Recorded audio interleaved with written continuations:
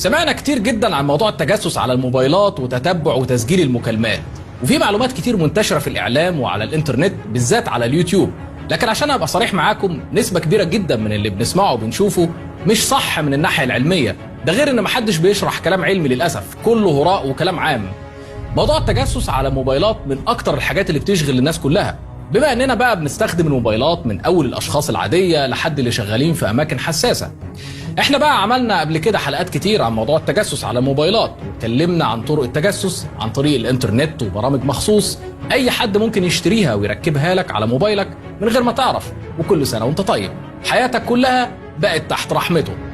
اللي هيركب لك البرامج دي يقدر يفتح الكاميرا والمايك ويسحب كمان اي معلومات من الموبايل، من اول الفيسبوك للواتساب وغيرها. البرامج دي بيستغلها اللي عايز يراقب مراته، واللي عايزه تراقب جوزها، واللي عايز يراقب اي حد، واللي عايز ينصب على الناس كمان. كل البرامج دي قلنا قبل كده في حلقات فاتت ازاي تحمي نفسك منها، ودي كلها متعلقه بان حضرتك ما تديش موبايلك لحد على الاطلاق، ولازم تعمل له باسورد او بين كود، وتكون مركب عليه برامج حمايه. لكن الاخطر بقى ان الشركات اللي بتعمل برامج تجسس للموبايل ما بيغلبوش، خصوصا لما تعرف ان في برامج تانية اخطر بكتير، وممكن اي حد برضه يشتريها او يجيب لها نسخ مضروبة من الانترنت ويستخدمها في التجسس على اي حد.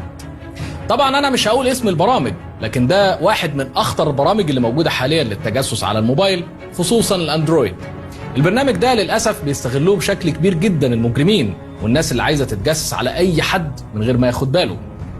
اهم ميزة في البرنامج ده هي انك مش محتاج تليفون الشخص اللي عايز تتجسس عليه علشان تركب عليه برامج.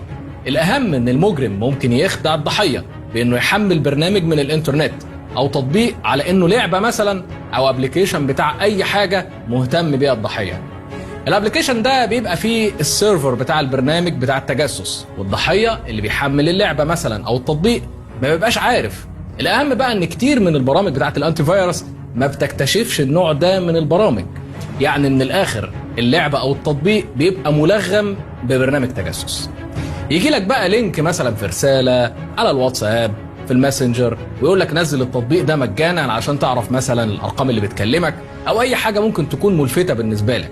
بمجرد ما بتنزل التطبيق ده من اللينك، كل سنة وانت طيب، ساعتها بيظهر عند الشخص اللي بيتجسس عليك على البرنامج ان انت لقطت الطعم، وتبدأ عملية التحكم في التليفون بتاعك ببساطة ومن غير ما تحس. اللي بيتجسس عليك هيقدر يفتح الكاميرا ويسجل لك من غير ما تعرف، ويقدر يفتح المايك ويقدر يتجسس على مكانك ويعرف انت فين، ويسجل مكالماتك والرسائل بتاعتك والبرامج اللي بتستخدمها، واي حاجة موجودة على تليفونك هي فعليا موجودة عنده وهو شايفها زي ما سعادتك شايف تليفونك بالظبط. انا مش هتكلم كتير عن البرنامج ده لان مش هو الوحيد اللي بيعمل القصة دي، لكن اللي عايز اقوله لكم ان البرامج دي بتعمل كوارث على مستوى كبير. السنة اللي فاتت في عز هوجة لعبة البوكيمون، في مجموعة من المجرمين استغلوا ان اللعبة دي مش متاحة في بعض الدول زي مصر مثلا، وبدأوا ينزلوا نسخ منها على مواقع كتير على الانترنت. وطبعا الرجالة هنا ما صدقوا، الحق يا جدع نزل بوكيمون، دي لعبة جديدة وجامدة وتقليعة وحاجة جديدة قوي. ساعتها الناس ما كانتش تعرف ان لعبة بوكيمون جو كانت ملغمة وفيها برنامج تجسس، وتحديدا البرنامج اللي اتكلمت عنه النهاردة. ساعتها احنا حذرنا من اللعبة ولا حياة لمن تنادي، وساعتها برضو كتير من المواقع المتخصصة في امن المعلومات نشرت تحذيرات عن الموضوع ده، وقالت ان اللعبة فعلا ملغمة ببرنامج تجسس بيسهل للمخترق انه يتجسس على حياتك كلها بمجرد ما تحمل اللعبة على تليفونك. طبعا مش بوكيمون جو بس، اي لعبة او تطبيق حضرتك بتحمله مش من مصدره الاصلي او من جوجل بلاي فانت كده في خطر، لانه ممكن يكون ملغم ببرنامج تجسس. حتى جوجل بلاي للاسف مليان تطبيقات كتير جدا فيها فيروسات وبرامج تجسس، وفي منها بيستغل اهتمام الناس بتطبيقات والعاب بعينها عشان يخدع المستخدمين يحملوها، وبعدين في الاخر تطلع برامج تجسس وحضرتك ما تعرفش، وترجع تزعل لما صورك تنتشر على الانترنت اضافه لمكالماتك وبياناتك الخاصه والحساسه. لازم تعرف ان الموبايل عباره عن آلة تجسس معقده حضرتك شايلها في جيبك، وانها في النهايه كمبيوتر، ولازم تتعلم ازاي تحمي بياناتك عليه وتركب له برامج حمايه. الاهم بقى يا ريت ما تركبش على تليفونك اي برامج مش محتاجها، ولازم تدور كويس جدا على التطبيقات دي على جوجل، وشوف مثلا خبراء امن المعلومات بيقولوا عليها ايه قبل ما تحملها. ولو مش هتكلف خاطرك بقى وتتعلم وتدور، ساعتها لا تلومن الا نفسك. كل ده على مستوى البرامج والتطبيقات. لكن ايه رايك بقى ان الواي فاي اللي حضرتك فاتحها عمال على بطال في تليفونك ده خطر لا تتخيله؟ لو عايز تعرف ازاي خليك معانا بعد الفاصل ومعلومات صادمة. اهلا بيكم. طبعا انت عايز تعرف ازاي الواي فاي اللي سعادتك فاتحه عمال على بطال ده خطر.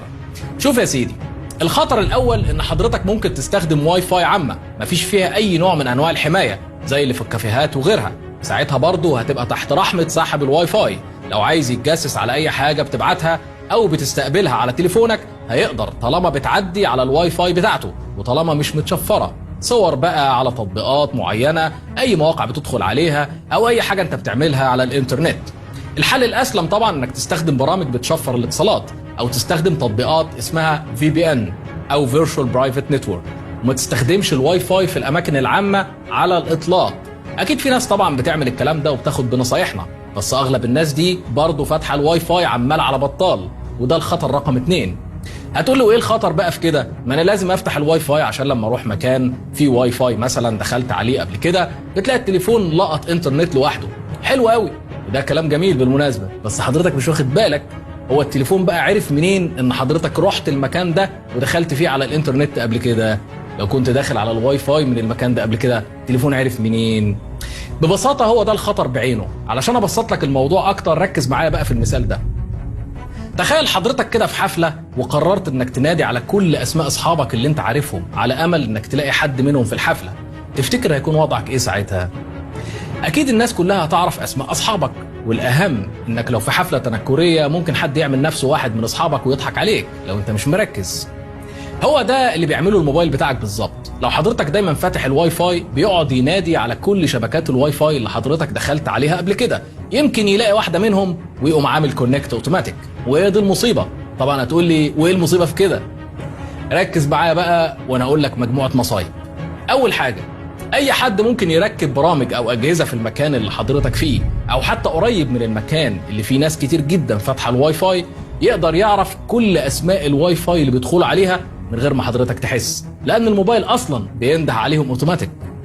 بالطريقه دي ممكن بسهوله يعرف حضرتك بتروح فين وساكن فين وبتقعد في اي مكان، وممكن يجمع معلومات عن الاماكن دي من الانترنت بسهوله.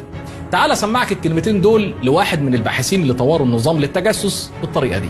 When your mobile phone is looking for networks, say Starbucks, it's possible for Snoopy to answer and say, yes, I am Starbucks, why don't you connect to me?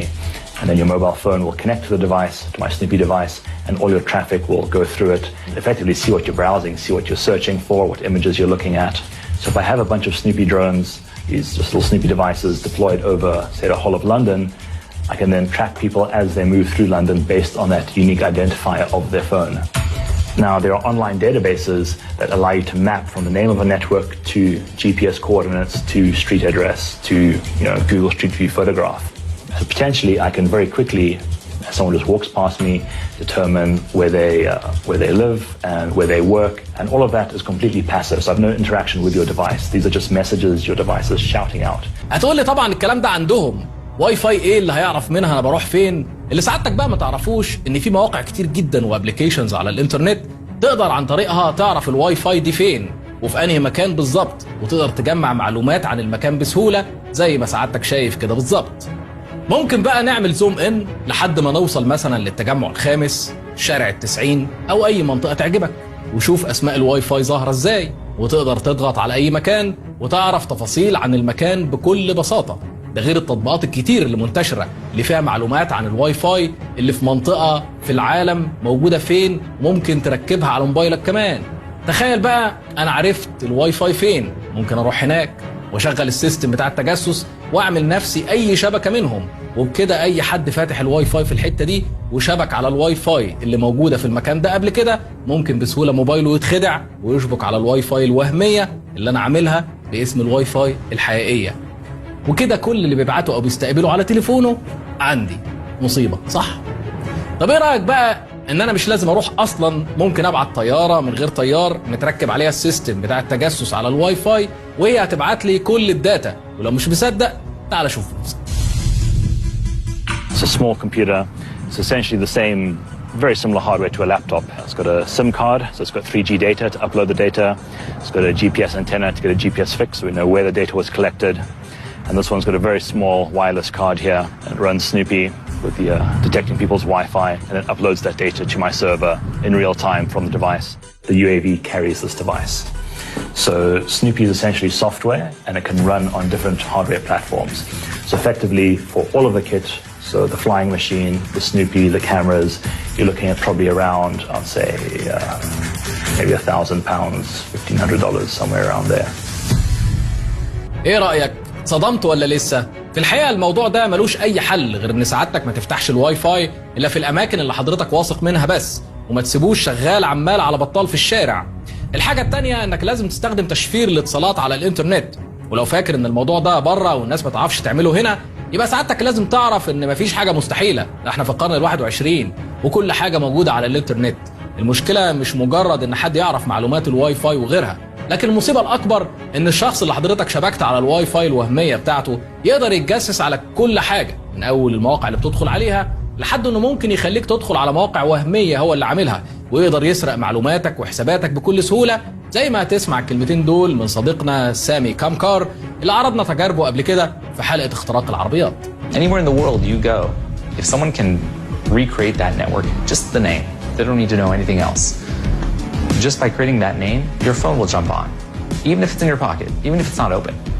The apps that are running in the background will start going over that network. So without you doing anything, your phone is now sending information through this potentially malicious network, and you don't even know.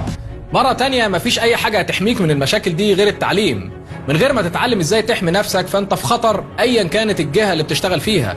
وبمناسبة الجهة بقى، في ناس شغالة في جهات معينة مبسوطين قوي انهم معاهم موبايلات ما بتدخلش على الانترنت، فاكرين انهم كده في امان. في الحالة دي يبقى لازم تتفرج على الحلقة الجاية عشان تكتشف المصيبة الاكبر. استنونا في حلقة جديدة وتيك توك على القاهرة والناس.